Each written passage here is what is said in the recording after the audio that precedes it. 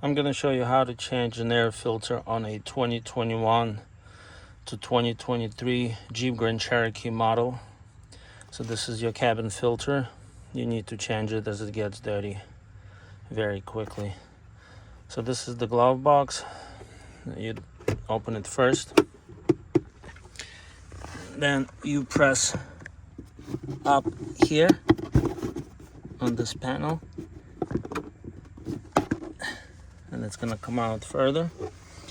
Then on the left hand side you see a string here. What you want to do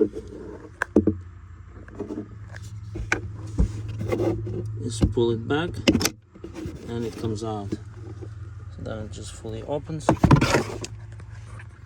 Then here is where your air filter goes. You press this. There are two clips here.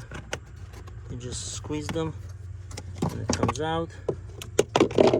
And then you pull out your air filter. Let's look at this one.